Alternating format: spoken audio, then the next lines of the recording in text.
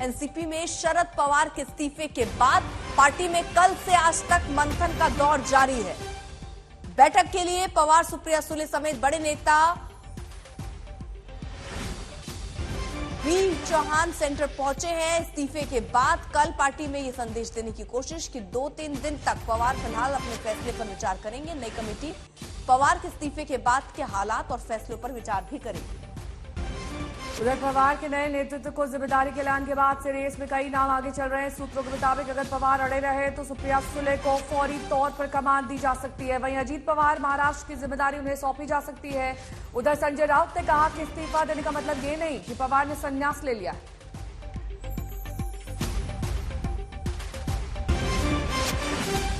Party नेतृत्व को लेकर बैठक में बड़ा मंथन किया जा सकता है। कल अध्यक्ष पद से इस्तीफा दिया था शरद पवार ने, जिसके बाद कयास लगाए जा रहे हैं। माननीय पवार साहेब हे देशाच्या राजकारणामध्ये काम करत राहतील, विरोधी पक्षाचं नेतृत्व करत राहतील, भारतीय जनता पक्षाचा दिल्लीतून आणि महाराष्ट्रातून पूर्णपणे उपक्ष निस्तनाबूत होत नाही सत्तेवरून, तोपर्यंत ते काम करत राहतील याची मला खात्री आहे। काल त्यांनी त्यांच्या पक्षाध्यक्षपदाचा राजीनामा दिला। माझ्या माहितीप्रमाणे त्यांनी राजकारण संन्यास घेण्याचे संकेत दिले नाहीत आणि ते घेणारही नाही, कारण शरद पवारांसारखे नेते हे समाजकारणाचे आणि राजकारणाचे प्राण आहेत, श्वास आहेत।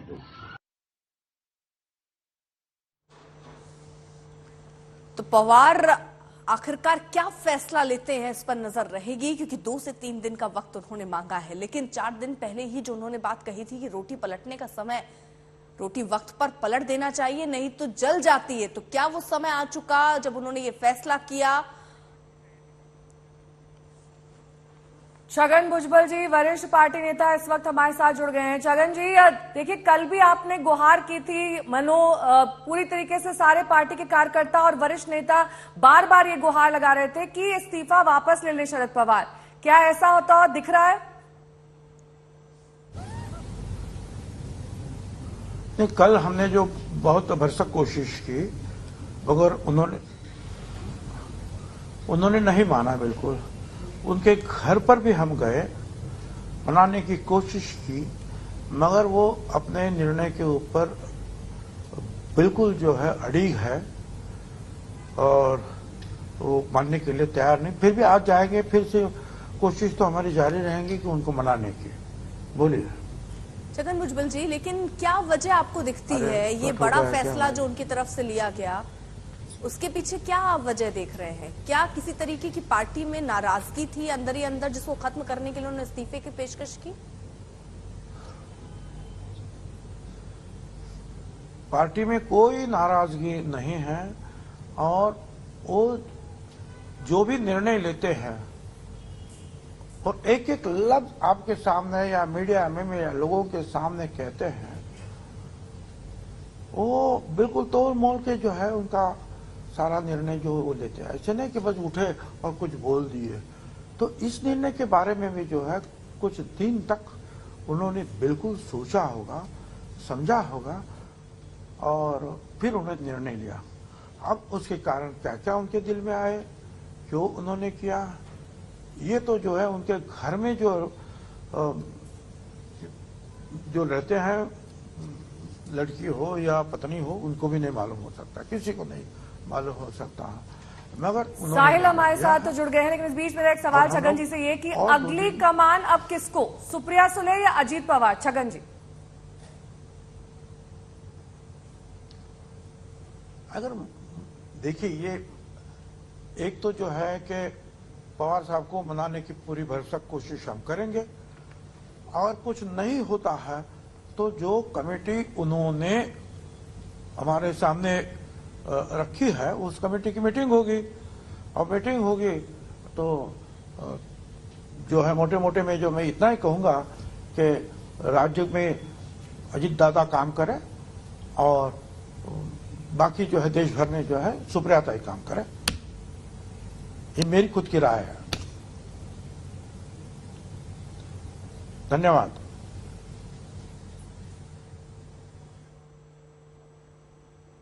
भुजबल साहब, मेरी आवाज आपको आ रही है?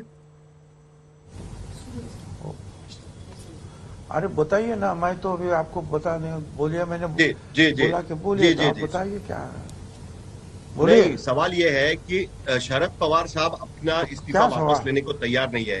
जितने नेता उनको जाकर मिल रहे हैं वो सारे नेताओं को ये कह रहे हैं कि वो अपने फैसले पर अडिग हैं।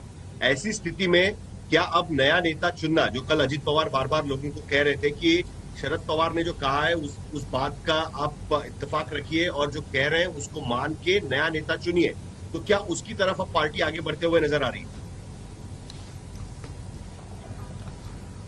देखिए, आज भी हम जा रहे हैं, आज भी हम उनको मनाने की कोशिश करेंगे, मगर ये भी बात साफ है कि बहुत दिनों तक जो है ये परिस्थिति पार्टी में जो है रखना ये ठीक नहीं है। अलग अलग फिर जो है लोग कुछ कुछ बोलते रहेंगे, तो उसको जो है कुछ ना कुछ दूसरा निर्णय लेना पड़ेगा शायद।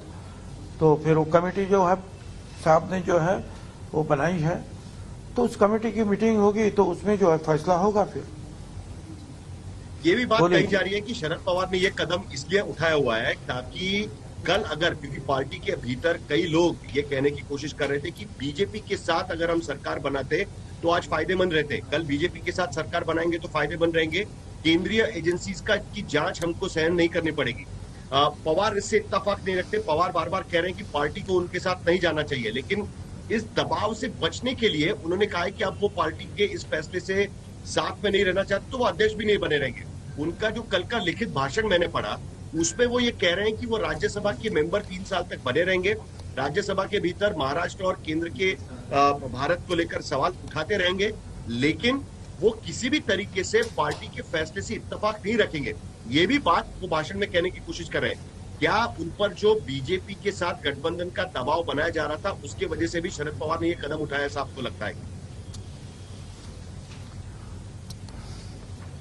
मुझे तो नहीं लगता है, और पवार साहब पर हम लोग दबाव बनाएं ऐसी इतनी जो है ताकत भी हम लोगों में नहीं है, और ये कोई सोच भी नहीं सकता है कि उनके ऊपर कोई दबाव बनाए। अभी जहां तक जो आप बात रहे हैं कि भाई ये यंत्रणा जो है, केंद्रीय यंत्रणा ये तकलीफ दे रहे हैं, तो मैं तो खुद इस तकलीफ से जो है गुजर चुका हूं, मगर ये भी बात नहीं है, कुछ तो और कुछ उसके पीछे कुछ कारण होंगे, मगर वो आज नहीं। शायद ये सारे जो है इसके बारे में वो खुद बोलेंगे जब कल जो उन्होंने जो है लोक माझा संघाती लोग मेरे साथ हैं, इस जो उनका कथन है उसकी एक दूसरी आवृत्ति जो है कल उन्होंने लोगों के सामने रखी। शायद ये निर्णय क्यों लिया, ये बात जो है उनके आने वाली तीसरी आवृत्ति में जो है शायद वो कह पाएंगे कि उनके दिल के पास क्यों ऐसा हुआ। ये तुरंत आज तो हमको ही उसके ऊपर अंदाजा नहीं लगा सकते हैं। नहीं, लेकिन आश्चर्य की बात सबको यह लग रही है कि कल एक कुछ ही महीने पहले पार्टी की राष्ट्रीय कार्यकारिणी में शरद पवार को राष्ट्रीय अध्यक्ष चुना गया था। ये 5 साल की टर्म होती है, आप शुरुआत से एनसीपी में है। वो चुनने के बाद तब उन्होंने कभी नहीं कहा कि ये मेरी आखिरी टर्म होगी। आज जब महाविकास आघाड़ी की सरकार गिर चुकी है, आज जब महाविकास आघाड़ी साथ में अलग अलग जगहों पर रैलीज कर रही है, ये सब होते हुए आज अचानक शरद पवार ये कहते हैं कि अब मैं कोई रिस्पॉन्सिबिलिटी नहीं लेना चाहता, मैं राज्यसभा का सदस्य बना रहूंगा, मुद्दे उठाते रहूंगा, लेकिन मैं रिस्पॉन्सिबिलिटी नहीं लेना चाहता। क्या ये सक्सेशन प्लान के तहत कि जब वो अब वो 83 साल के हो चुके हैं, एक सक्सेशन प्लान पार्टी में होना चाहिए, जैसे बाला साहब ठाकरे ने किया था, जैसे डीएमके में एमके करुणानिधि ने किया था, वो सक्सेशन प्लान लागू करने का टाइम आया है, इसके लिए वो ये चीज कर रहे हैं क्या? नंबर 1। नंबर 2, ये भी कहा जा रहा है कि जिस तरीके से नागालैंड में वहां के विधायकों ने दबाव डाला, वो बीजेपी की सरकार को समर्थन देना पड़ा। कल महाराष्ट्र में ये स्थिति पैदा होती है तो कम से कम वो इस फैसले से अपने आप को दूर रखना चाहते हैं। इसीलिए आज की स्थिति में वो ये कह रहे हैं कि मुझे अध्यक्ष पद से मुक्त करो, आप अपना अध्यक्ष चुनो, मैं पार्टी के साथ बना रहूंगा, लेकिन इस तरीके के फैसलों में मैं शरीक नहीं होना चाहता। क्या आपको लगता है इसमें? देखिए, तो ये आपका कहना है कि दूसरी बात आगे की आपने कही कि वो इससे दूर रहना चाहिए, उससे दूर रहना चाहिए। शरद पवार साहब जो है ऐसे किसी भी संकट से जो है जूझने के लिए हमेशा तैयार रहते हैं।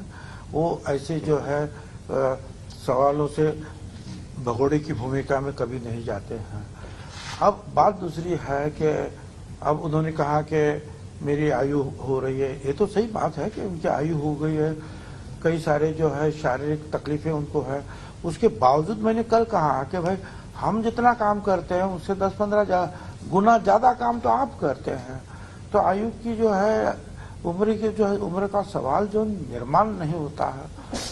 आप बने रहिए, चाहिए तो जो है वर्किंग प्रेसिडेंट कोई और काम करे, मगर उन्होंने कहा कि भाई ये मैं कुछ नहीं कहूंगा, मैंने इस्तीफा दिया है, उसके ऊपर मैं अड़िग हूं और आगे का जो निर्णय लेना है वो कमेटी लेगी। अब ये जो है उन्होंने कहा है तो उनके दिल की बात, जैसे मैंने कहा कि ये कोई नहीं जानता है आगे क्या है। अब कोशिश करने के बावजूद अगर कुछ हल नहीं निकलता है, उनके वो इस्तीफा पीछे ले, तो फिर वो कमेटी की मीटिंग होगी और कमेटी मीटिंग में जो भी कुछ होगा क्या वो मानेंगे। एक बात ये भी कही जा रही है, कल अजित पवार ने खुद ये बात कही थी जब आप सब लोग उनको मनाने की कोशिश कर रहे थे स्टेज पर, कि कांग्रेस जैसा मॉडल बनाते हैं। मल्लिकार्जुन खड़गे कांग्रेस के अध्यक्ष बने रहे, लेकिन पार्टी असल में गांधी परिवार ही चला रहा है। क्या उसी तरीके से कोई मॉडल, उसी तर्ज पर कोई मॉडल बनाया जाएगा कि कोई भी अध्यक्ष बने, लेकिन आखिरकार शरद पवार का फैसला जो अरे भाई पवार साहब ने कहा कि मैं सारे प्रोग्राम में संकट में आपके साथ हूं, मैं राज्यसभा का सांसद हूं, वहां मैं काम करता रहूंगा, सवाल जो है उठाता रहूंगा। तो ये तो बिल्कुल साफ है कि हमको भी कुछ तकलीफ हुई। अभी हम तो जो है उनसे जुड़े हुए हैं। ये पिछड़ों का जो आरक्षण की बात थी, मंडल आयोग की बात थी, इसके ऊपर जो हम उनसे जुड़े, उन्होंने हमको आरक्षण दिया भी, महिलाओं को भी आरक्षण दिया, किसानों के भी जो है प्रश्नों को उन्होंने छुड़ाया। और मैं समझता हूँ सामाजिक प्रश्नों की जो सारी जो जानकारी जो उनमें है शायद किसी में है, मगर सामाजिक प्रश्नों की क्यों, सारे प्रश्न जो है आज महाराष्ट्र में सारे जो उद्योग जो इंडस्ट्री लाने का श्रेय उन्हीं को जाता है। शिक्षा जो है इसमें उनका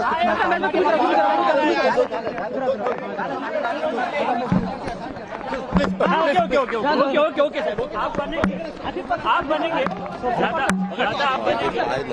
दादा आप बनेंगे क्या?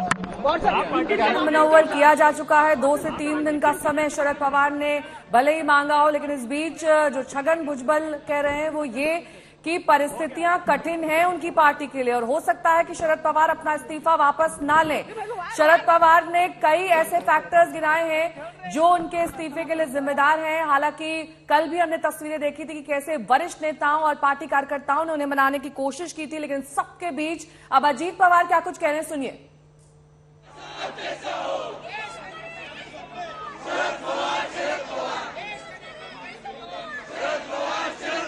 साहिल हमारे साथ जुड़े हुए हैं, ऋतिक भालेकर भी हमारे साथ लगातार जुड़े हुए हैं। देखिए साहिल, आपने जितनी भी बातचीत की कहीं भी छगन भुजबल ने ये खुले तौर पर नहीं माना।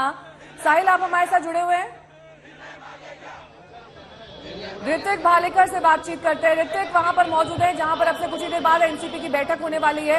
ऋतिक, ये बैठक अब से कितनी देर बाद शुरू होनी है? उसमें एनसीपी के कौन कौन से नेता पहुंचने वाले हैं? वो सभी जो कल मौजूद थे या फिर कुछ एब्सेंट भी रहेंगे? जी देखिए 11:30 बजे की ये मीटिंग होने वाली है और इसके लिए हम देख रहे हैं कि शरद पवार, सुप्रिया सुले और प्रफुल्ल पटेल तीनों नेता, आला नेता जो है पार्टी के, वो पहले ही पहुंच चुके हैं। वो 10 बजे ही पहुंचे हैं और उसके बाद हम देख रहे हैं कि एक के बाद एक सभी बड़े नेता जो है अब वाईबी चौहान सेंटर पर पहुंचते हुए दिख रहे हैं। कुछ ही समय पहले अब अजीत पवार भी इस बैठक के लिए पहुंचे हैं। साथ ही केरला के जो एनसीपी प्रेसिडेंट पीसी चाको, वो भी आज मुंबई आए हैं। उन्होंने बताया आज तक से बात करते हुए कि उन्होंने फोन पर शरद पवार से बात करके जानना चाहा कि इस तरह से आनन फानन में उन्होंने निर्णय क्यों लिया और तुरंत आज वो इस बैठक के लिए पहुंचे हैं, उनसे मिलने के लिए पहुंचे हैं। साथ ही साथ हसन मुशर्रफ हो या बाला साहब पाटिल हो, सभी नेतागण जो है जो कल एक कमेटी जो अनाउंस की थी खुद शरद पवार ने अपने भाषण के दरमियान, और उन्होंने कहा था कि फ्यूचर कोर्स ऑफ एक्शन किस तरह से होगा, पार्टी का आगे की जिम्मेदारियां, पार्टी की जो महत्वपूर्ण जिम्मेदारियां है वो किसको सौंपी जाएगी, और साथ ही साथ पार्टी का नया अध्यक्ष कौन होगा, पार्टी की कमान कौन संभालेगा, ये निर्णय लेने के लिए एक कमेटी का स्थापन किया गया है, जिस कमेटी में ये सभी नेता जो है शामिल किए गए हैं। और इस समिति के विचार के बाद, सहमति के बाद ही ये निर्णय लिया जाएगा कि आखिरकार पार्टी की कमान किसके हाथ में जाएगी। जाहिर तौर पर जो नाम आगे आ रहे हैं वो खुद सुप्रिया सुले का नाम आ रहा है, अजित पवार का नाम आ रहा है और प्रफुल्ल पटेल का नाम आ रहा है, लेकिन एक समिति औपचारिक तौर पर इस पर बैठक करेगी, चर्चा करेगी और सर्वसम्मति से जो है इस बारे में निर्णय लिया जाएगा। हालांकि कार्यकर्ता जो है एनसीपी के अभी भी अपनी भूमिका पर कायम है, वो मांग कर रहे हैं कि शरद पवार को फिर से एक बार अपने निर्णय के बारे में फेर विचार करना चाहिए और अपना निर्णय पीछे लेना चाहिए। उसके लिए शरद पवार ने खुद गुजारिश की है सभी कार्यकर्ताओं से, जैसे कि कल हमने अजित पवार को देखा किस तरह से वो कार्यकर्ताओं को कन्विंस करने की कोशिश कर रहे थे कि 2 से 3 दिनों की मोहलत वो शरद पवार को दे इस बारे में सोच विचार करने के लिए। पार्टी का निर्णय है, शरद पवार ने जो ये निर्णय लिया है बहुत ही सोच समझ कर। देखिए, कुछ भी राजनीति में होते हैं संकेत जरूर दिख जाते हैं और इस पूरे मामले पर भी संकेत दिखे। 4 दिन पहले जब पवार ये कहते हैं कि रोटी पलट देनी चाहिए वक्त पर, इससे पहले सुप्रिया सुले ने बकायदा ये कहा था कि 15 दिन बाद देखिएगा महाराष्ट्र की राजनीति में और केंद्र की राजनीति में बहुत बड़ा भूचाल आने वाला है। महाराष्ट्र की राजनीति में तो हम देख रहे हैं बहुत बड़ा भूचाल इनके अध्यक्ष पद त्यागने से पवार के नजर आ रहा है। क्या कोई केंद्र में भी ऐसा बड़ा बदलाव हो सकता है अगर सुप्रिया सुले के बयान को देखें उस हिसाब से?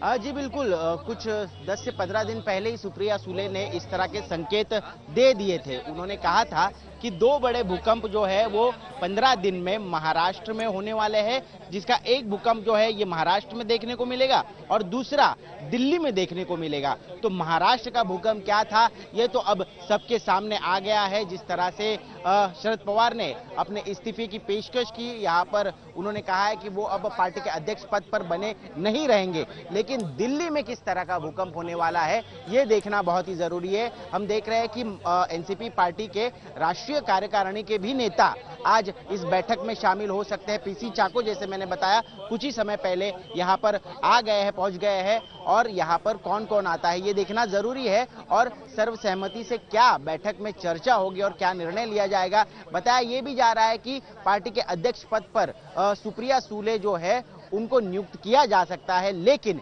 ये करने से पहले समिति जो है इस पर बातचीत करेगी। क्या दिल्ली की जिम्मेदारी सुप्रिया सुले को दी जाएगी? इस बड़ी बैठक पर आप नजर बनाए रखिए ऋतिक, आपके पास लौटेंगे तमाम जानकारी आपसे लेंगे।